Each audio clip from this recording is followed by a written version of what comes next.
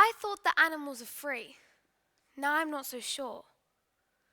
One day I was looking down at my plate of food and I realized I hadn't given a second thought on how it ended up there. Like most young children, I didn't know the horrors of the animal produce industry. I was oblivious to the fact that millions of animals were being slaughtered by people like me every year. And that's not okay. However, I kept shoveling more and more food into my mouth because I didn't know any better, increasing animal death rate and slaughter. Every year in the UK, approximately 2.6 million cattle, 10 million pigs, 80 million fish, 14.5 million sheep and lambs, and 950 million birds are slaughtered due to human consumption. That adds up to a whopping 140 million and 12.1 unnecessary animal deaths every single year. And like most of you, I didn't know any of this. There was no one to ask about it. No specially trained teachers in my school. My parents were just trying to shield me, and my friends were as clueless as I was. So I didn't progress, and I didn't learn. And it wasn't until years later when I watched an animal cruelty video that I was truly shocked and disgusted by the truth. As were my classmates. But I couldn't understand why these beautiful animals were being treated so poorly compared to humans. It isn't fair. Animals feel things too. And the worst part is, this cause isn't getting the recognition it so badly deserves. In school, we learn about women's rights, religion, racism, the LGBT community. I could go on. But the one thing we fail to realize is that there are just as important issues that don't include us humans at the center of attention. Having said this, I think we can all agree that animal cruelty, abuse, entertainment, fashion, cosmetics, it's an ongoing issue that needs to be addressed now and affects every single one of us in a different way. Do any of you like makeup? Well, I do. Well, I do. But what do you think of when you hear the words animal and makeup? You're probably thinking of a cute fuzzy puppy wearing silly pink lipstick.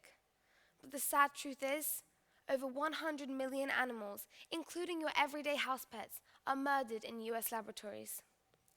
Like you, I thought makeup was an innocent luxury covered in sparkles. But we have to be careful, because we could be using a brand of makeup such as MAC that tests their products on animals. Take a look at the person next to you. Say hi, get to know them. Now, try and imagine them going through this process. Imagine their fear as they get poked and prodded, tortured until the bitter end, laid out on a metal table somewhere, vulnerable, exposed. All of this pain and suffering just to put some crusty mascara on somebody's face. And if the lab isn't protected by the Animal Welfare Act, his death doesn't count. Her suffering won't be heard. No one will even know that these beautiful animals have died because no one's supposed to know. And this world has gotten too good at keeping secrets. I thought our future was going somewhere special. But everyone is so dependent on the idea that there will be a better, brighter future. One full of flying cars and robots. One with gender equality, no racism, and minimal violence. But how are we supposed to rid our tomorrow of violence if we can't stop torturing our fellow animals today? This world is built on suffering, and we can't stop human violence if we can't stop animal violence. And one day the world will just snap. You could disagree, but animals do want to live. Animals do feel. The only difference is they can't stop the hate. They can't end the suffering. Us humans must do the humane thing and give those who can't speak for themselves a voice. I used to love me, but I wanted to know I was doing everything I could to help the animals. It took some time, but I soon grew out of my old habits and into new, more helpful ones. With time, you could too. This seems really easy, doesn't it? But still, everyone seems to have excuses. I can't be a veggie, it's unhealthy, I'm on a special diet, it's not enough protein. Now, I'm not saying we should all suddenly become vegans, because meat tastes good, and it's not a bad thing to like it. The other day, I was talking to my brother Daniel. He loves meat. So like many others, he tries to find excuses for the grotesque ways animals are treated today. And that's not okay. See, I don't expect him to become a veggie, nor do I expect you to. That isn't the point of this speech. The point is to fully inform you so you can make a proper ethical decision instead of blindly guessing. However, there are a few massively helpful changes you could make to your everyday lifestyle. For example, meatless Mondays. A simple change like this could save up to 1.4 million animals every single year, as well as always choosing organic and free-range food opposed to chemically packaged ones. Maybe you could donate money to an animal welfare fund, perhaps all of the above. At this point, you have to ask yourself a question. Are you a watcher or a doer? Do you watch these animals hurting and wish you could do something about it? Or do you do something about it?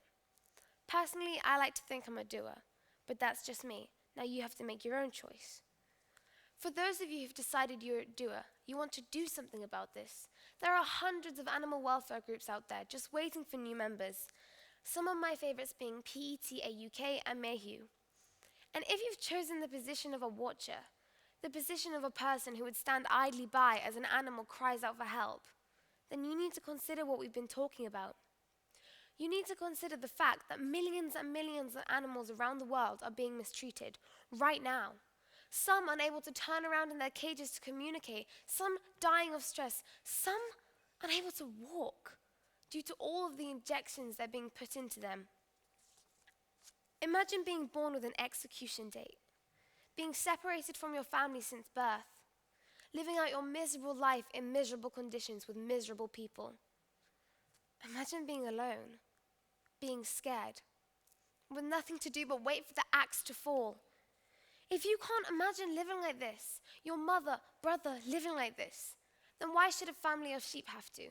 Or even a dog? Just because you can't see it doesn't mean it's not happening.